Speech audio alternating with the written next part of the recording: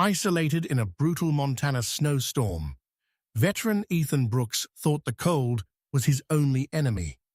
He was wrong. Inside the cabin, his loyal dog Ranger wasn't afraid. He was fixated on the stone fireplace, scratching and whining with urgent intensity. Ethan knew that signal. This wasn't fear. It was a warning. Beneath the stone lay a secret, buried for years, one dangerous enough to bring men to his door. And this time, survival meant trusting the one companion who never lies.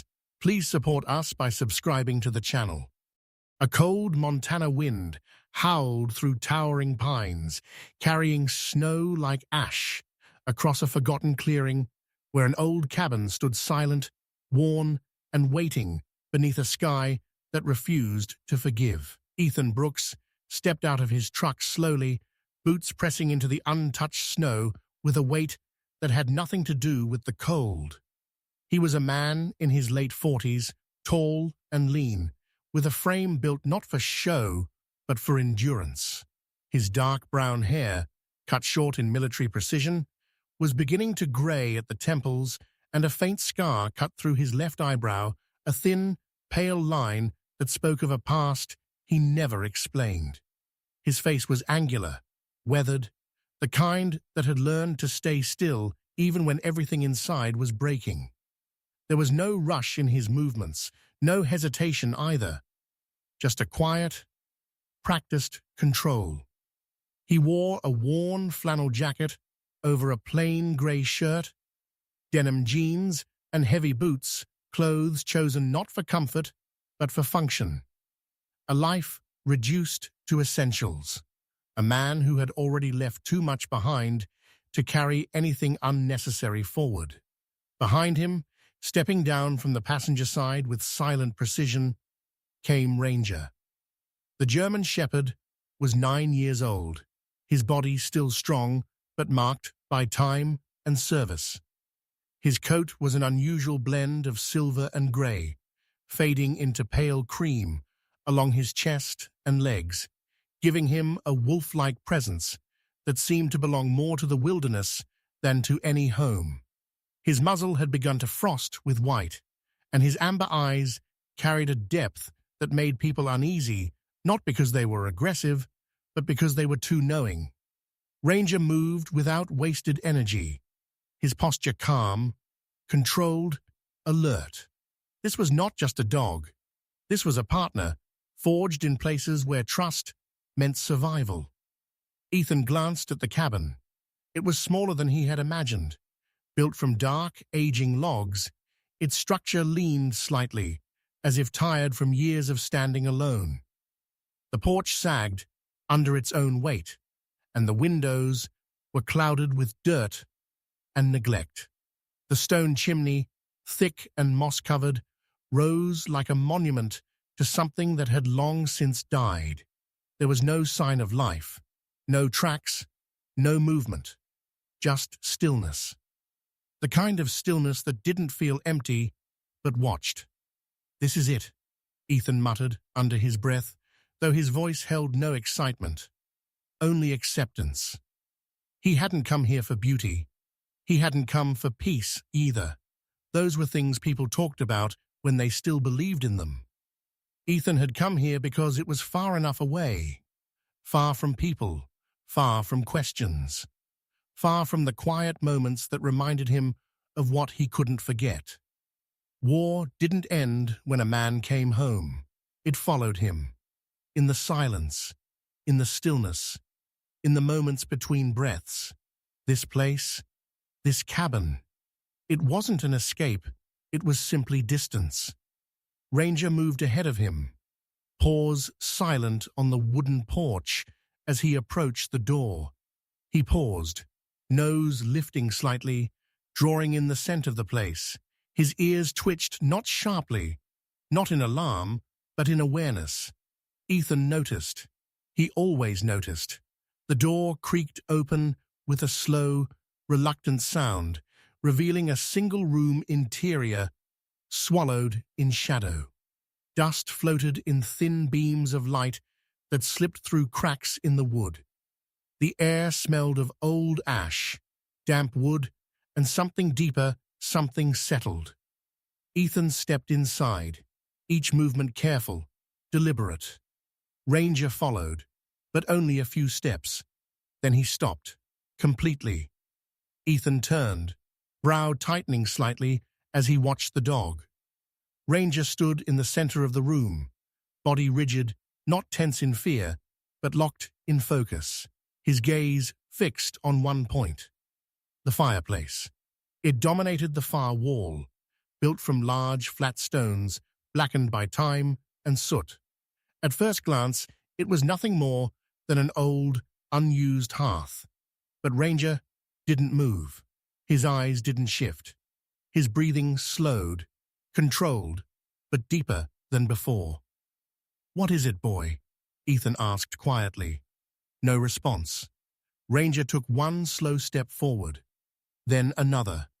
His nose lowered slightly, not sniffing wildly, but tracing something invisible in the air.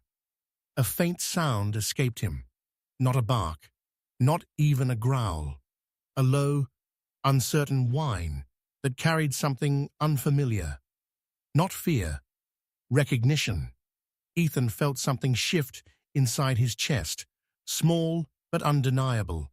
He had seen this before, not here, not in a quiet place like this, but somewhere else, a different country, a different life. Moments before something hidden revealed itself. He exhaled slowly, his eyes drifting from the dog to the stone fireplace. The room suddenly felt smaller, colder.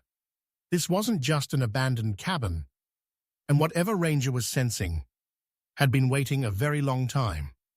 The storm did not arrive all at once.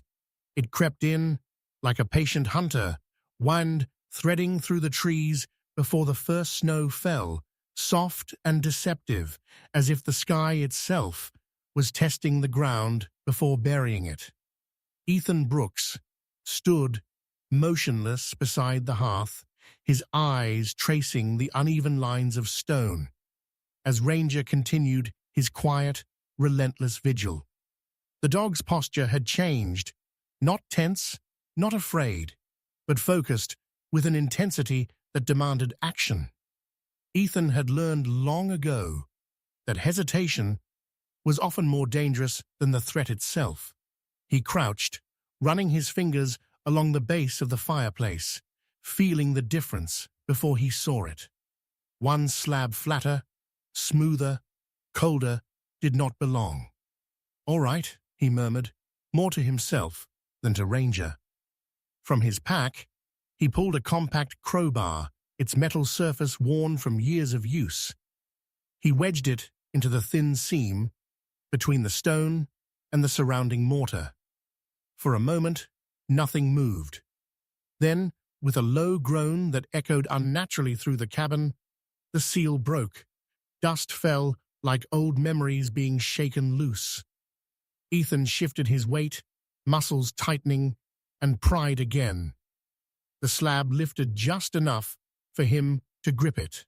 With a final pull, it slid aside and hit the wooden floor with a heavy, hollow thud. The sound seemed too loud for the small room. Too final. Ranger stopped moving. Silence settled in, thick and watchful. Ethan leaned forward, holding his flashlight over the opening. Below was not dirt, but a narrow, stone-lined cavity, carefully constructed, deliberate. Inside, resting undisturbed for years, lay a bundle wrapped in oilcloth and a stack of worn leather notebooks bound together with a thin strip of faded cord. He climbed down without hesitation. The air inside the hidden space was colder, untouched. He picked up the bundle first light, but dense, and set it aside. Then he reached for the journals. The leather was cracked, softened by time, but still intact. He untied the cord slowly, as if aware that whatever lived inside these pages had been waiting for this exact moment. The name was written clearly on the first page. Samuel Carter. Ethan's brow tightened slightly. He recognized it, not personally, but from somewhere distant. A memory of headlines, fragments of conversation years ago. A journalist who had vanished without explanation. Another ghost in a country that buried its secrets well. He began to read. The early entries were methodical, almost clinical. Carter described the land, the water sources, the surrounding valleys, observations, measurements, patterns. But as the pages turned, the tone shifted. The handwriting became tighter, more urgent. Words pressed harder into the paper, as if the man writing them had begun to run out of time. Not just contamination, something systemic, spreading. Ethan paused. Ranger above him let out a low sound, not alarm, but unease. Ethan continued. Carter had been investigating a corporation Redstone mining group. At first, it had been about illegal dumping, cutting corners, poisoning isolated water sources. But the deeper Carter went, the more his notes changed. This wasn't isolated damage, it was connected. Streams feeding into rivers, rivers feeding into towns. A slow infection moving outward. Water samples changing. Not consistent with standard industrial waste, unknown compound, reacts over time. Ethan's jaw tightened. He reached for the oilcloth bundle and unwrapped it carefully. Inside were small glass vials, each sealed and labeled with dates and coordinates. The liquid inside was dark, almost black, moving sluggishly when tilted. Alongside them were folded documents, lab reports, official-looking, stamped and signed. He scanned one quickly. Elevated levels of heavy metals, unidentified organic agents, progressive toxicity increase over time. Ethan exhaled slowly. This wasn't just pollution. This was evolution.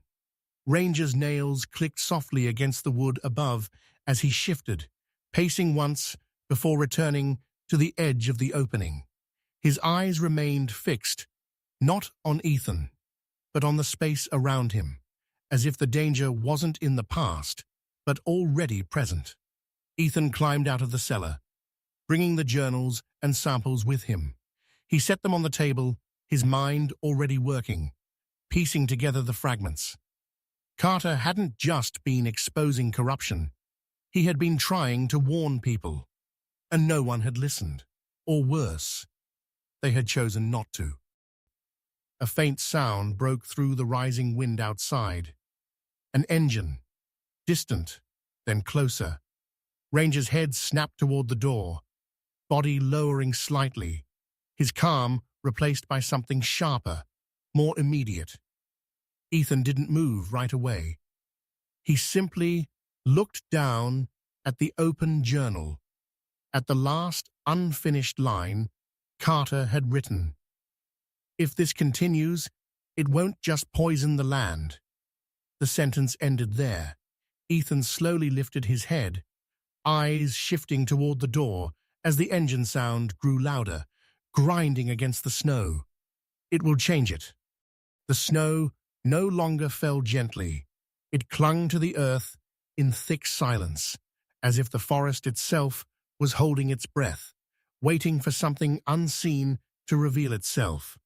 Ethan Brooks stood on the porch of the cabin, his breath rising in slow clouds, eyes fixed on the distant tree line where the pines stood like silent witnesses.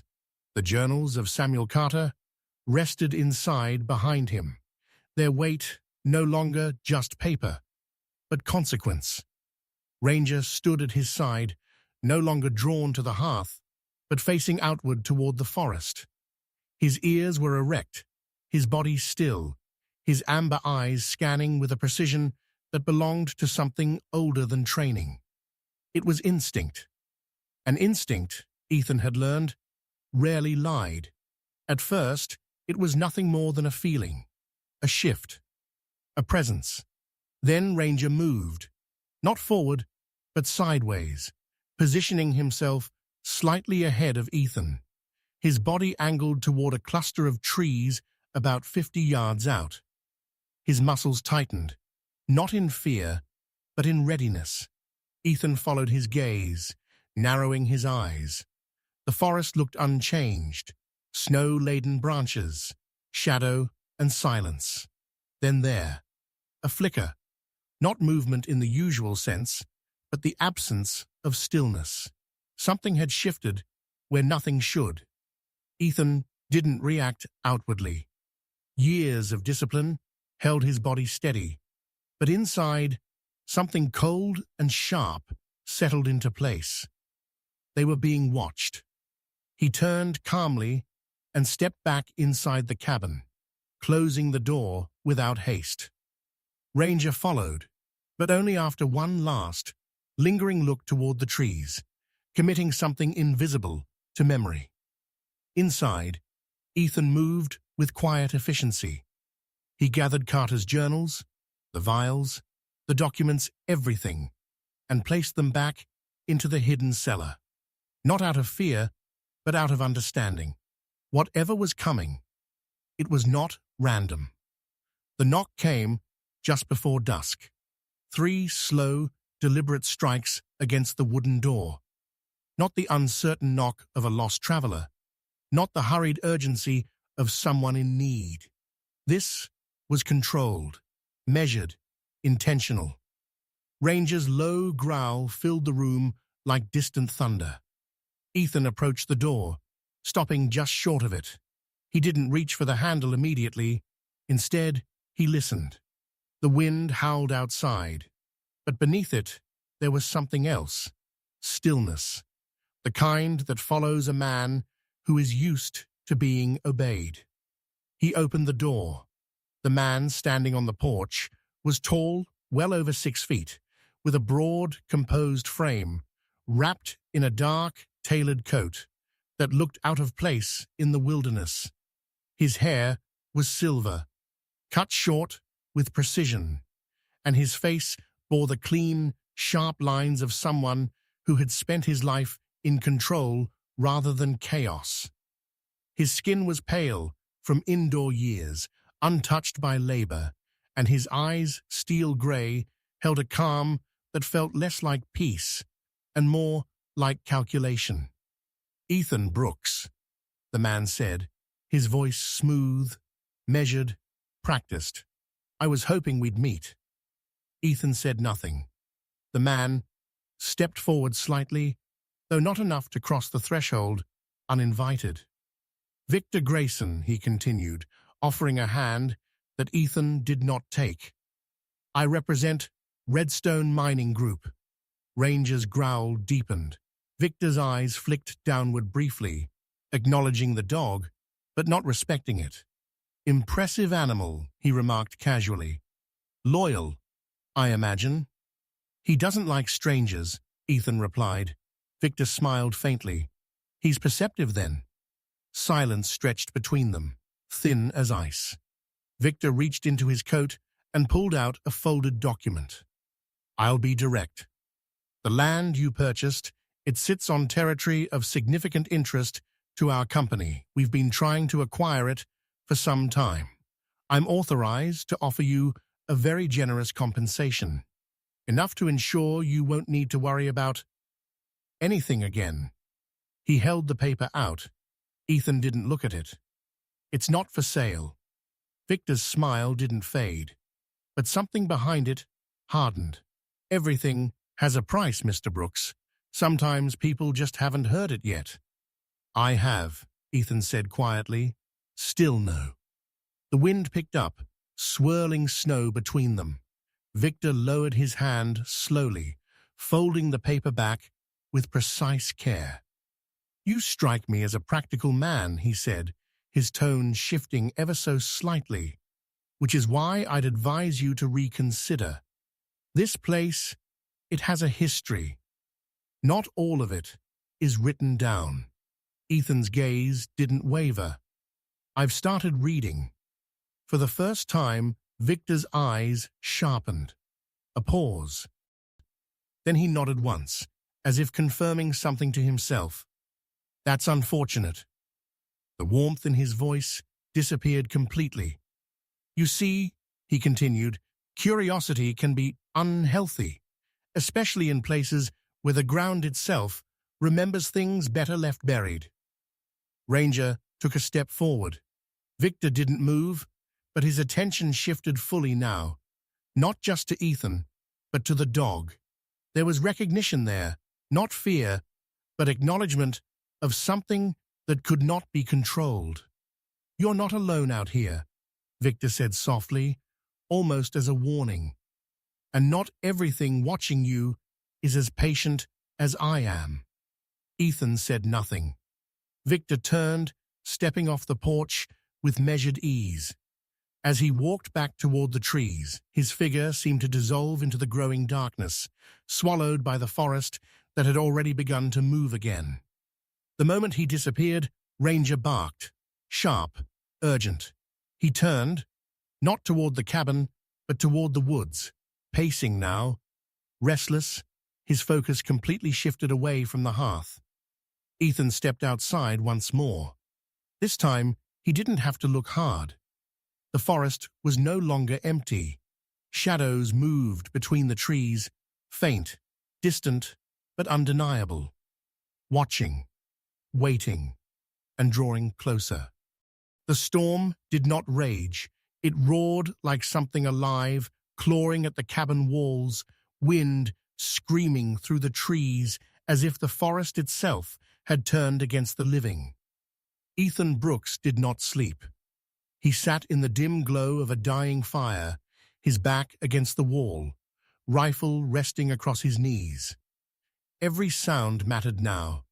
Every shift in the storm carried meaning. Ranger lay close, but not at rest, his body coiled, ears flicking at frequencies no human could catch. The silence between gusts was worse than the noise. It felt intentional. Then Ranger stood, not abruptly, not startled, deliberately, his head turned toward the back of the cabin, muscles tightening beneath his thick, silver-gray coat.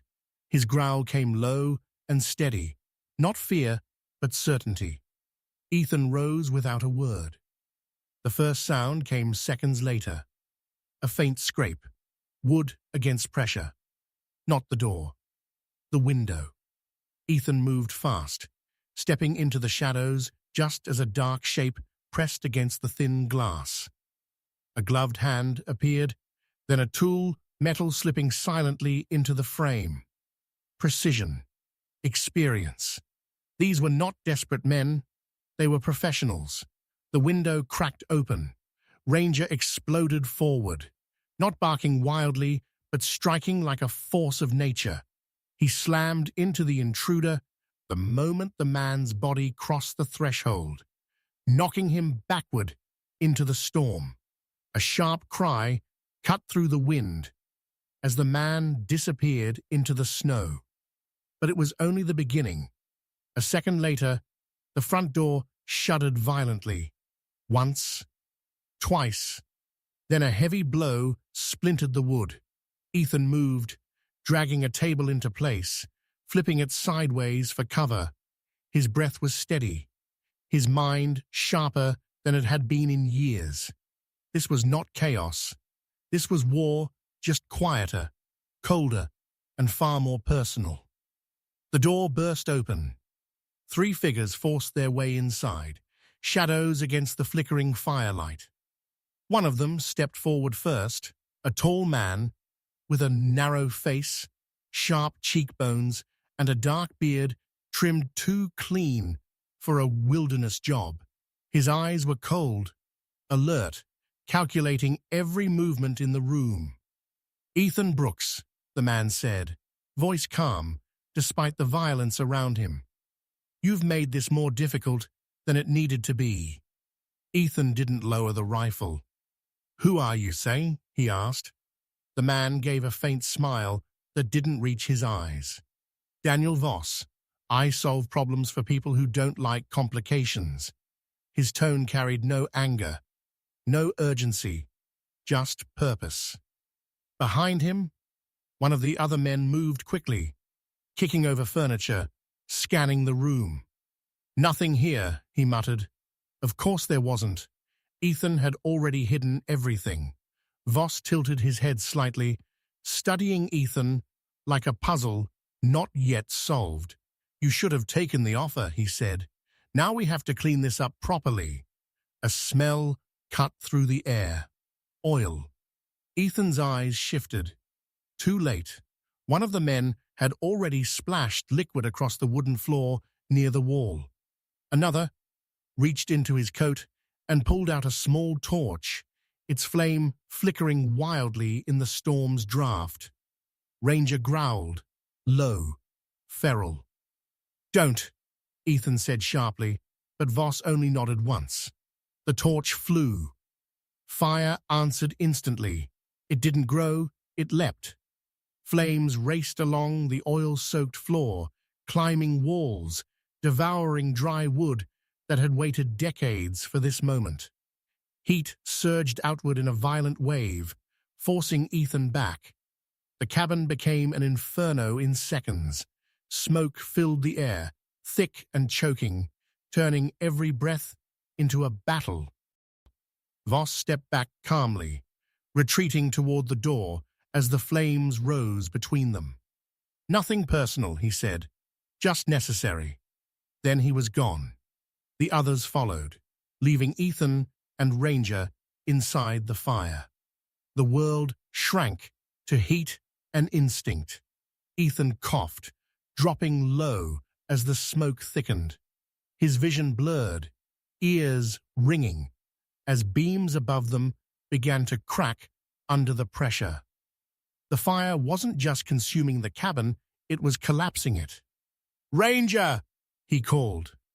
The dog was already beside him, not panicking, not retreating, waiting. Ethan grabbed his pack, the one thing he had prepared, without realizing how much he would need it. Copies, evidence, not everything, but enough. The door was still open. But outside, they were waiting. Shadows moved beyond the flames. Rifles raised. Ethan saw it clearly now. This wasn't just destruction, it was execution. Ranger moved first. He didn't hesitate. With a sudden burst of speed, he charged through the flames toward the doorway, forcing one of the men outside to stumble back in surprise. It was just enough. Just 1 second. Ethan took it. He ran. Through fire, through smoke, through the narrow space Ranger had carved open with pure instinct and loyalty. A shot rang out. Then another. The snow outside exploded around them as bullets tore through the air, but Ethan didn't stop. He grabbed Ranger mid-stride, pulling him low as they plunged into the deep snow beyond the clearing. Behind them, the cabin roared, collapsed, turned to ash. They didn't stop running until the fire was nothing more than a distant glow behind the storm. Only then did Ethan fall to his knees, breath tearing from his chest, hands gripping the snow as if it were the only thing keeping him anchored to the world. Ranger stood beside him, silent, watching, alive. Ethan looked at the dog, his chest tightening, not from pain, but something deeper, something heavier. They had escaped, but something had been left behind, not in the cabin, not in the fire, inside him, and it would never burn away. Morning did not arrive with light, but with silence, the kind that lingers after destruction, when even the wind seems to pause, as if unwilling to disturb what has been lost. Ethan Brooks stood at the edge of what had once been the cabin, boots half buried in ash and melted snow, his breath slow and measured, despite the exhaustion etched deep into his bones. The fire had taken everything wood could surrender. Only the stone chimney remained, rising like a lonely monument to something that had tried to endure. Around it, the ground was blackened, scarred, as though the earth itself had remembered the violence of the night. Ranger moved quietly beside him. The dog's once silver-grey coat was streaked with soot, patches of fur singed at the edges, yet his posture remained steady, unbroken. At 9 years old, he carried the dignity of something older than time, a guardian shaped not by training alone, but by loyalty carved through shared survival. His amber eyes did not wander. They remained on Ethan, as if confirming again and again that he was still there, alive. Ethan exhaled, long and slow. "They wanted it gone," he said, voice low, almost to himself. "All of it.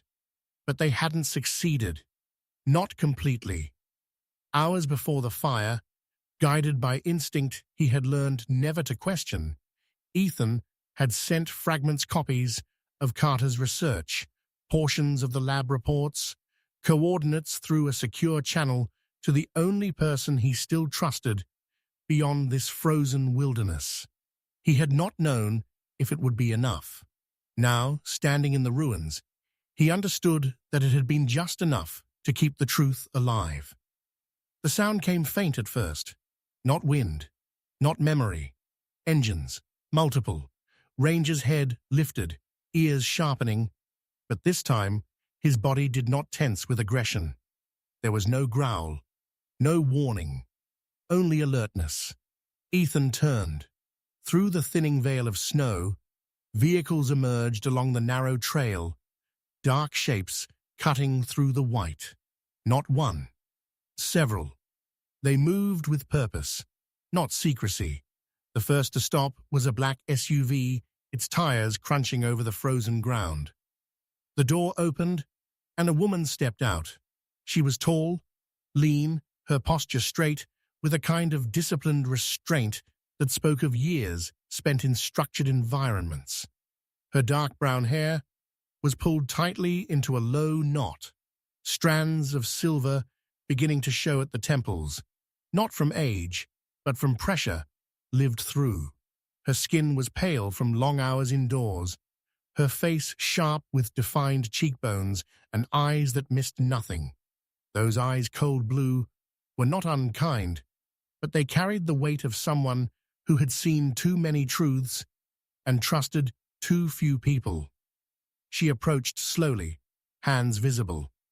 "Ethan Brooks," she said, her voice calm, firm, carrying authority without force. "Agent Laura Hayes, Federal Bureau of Investigation." Ethan didn't move. Ranger stepped slightly forward, placing himself between them. Hayes noticed. Her gaze softened not with emotion, but with recognition. "Good dog," she said quietly, not reaching out, respecting the boundary. Behind her, more agents moved through the clearing, scanning the area, securing what was left. Their movements were efficient, coordinated, but careful, like people walking into a story they already knew had teeth. "You sent something," Hayes continued. "Partial files, coordinates, enough to raise questions we couldn't ignore." Ethan nodded once. "They tried to erase it," he said, glancing back at the ruins. "They tried," Hayes corrected, "but they failed." She stepped closer, stopping just short of where the ash thickened. "Victor Grayson is already in custody. Daniel Voss, still unaccounted for. But we're closing in." Her tone was steady, but there was something beneath it, a quiet certainty that this would not end quietly. Ethan looked at her, really looked now. "You knew?" he asked. "We suspected," Hayes replied. "Carter's disappearance wasn't forgotten, just buried. Your message—" She paused slightly. It forced the ground open again. Ranger shifted, his body relaxing just enough to signal a change. The threat, for now, had passed. Ethan walked slowly toward the remains of the chimney, stopping where the hearth had once stood. The stone slab, cracked but intact, still marked the place where the truth had been hidden. Beneath it, what remained of Carter's work waited to be uncovered again. Not as a secret this time, but as evidence. "They died for this," Ethan said quietly. Hayes followed his gaze. "And now it matters." Silence stretched between them, not empty, but full. Behind them, the world was already beginning to change. Agents moved with purpose, radios crackled, evidence bags appeared. The machine of truth, slow, relentless, had begun to turn. Ethan closed his eyes briefly. For years, he had run. From war, from memory, from the weight of things he couldn't fix. But standing here, in the ashes of what he had tried to build, he realized something had shifted. He wasn't running anymore. Ranger pressed gently against his leg. Not pushing, not pulling, just there. Ethan opened his eyes and looked down at him. The dog didn't need words. He never had. "I thought I came here to disappear," Ethan murmured. Ranger's tail moved once, slow, steady. Ethan looked out across the clearing, at the mountains beyond, at the long stretch of land that had cost so much already. "I think I'm staying." Hayes didn't respond immediately. Then quietly, "That might be the hardest decision of all." Ethan gave a faint smile. "Maybe," he said, "but it's the first one that feels right." The wind moved again, softer now, carrying the scent of pine and something new beneath it. Not peace, not yet, but something close, something earned. And beside him, in silence, deeper than any storm, Ranger remained unmoving, unwavering, the one constant in a world that had tried to burn everything else away. In the quiet aftermath of fire and fear, when the world had taken almost everything, one truth remained unshaken. Sometimes miracles do not descend from the heavens in flashes of light. Sometimes they walk beside us, breathing softly, refusing to leave when everything else does. Ethan once believed he had come to the mountains to escape his past. But what he found was something greater, a reminder that even in the darkest storms, God does not abandon those who keep walking. He sends signs in ways we do not expect, in a loyal companion, in a quiet instinct, in the courage to stand when running feels easier. Ranger was not just a dog, he was the answer to a prayer Ethan never knew he whispered. In our own lives, we all face moments where everything feels lost, when the path disappears and the silence grows heavy. But faith is not always loud. Sometimes it is the gentle presence that stays, the unseen hand that guides, the quiet strength that rises when we have nothing left.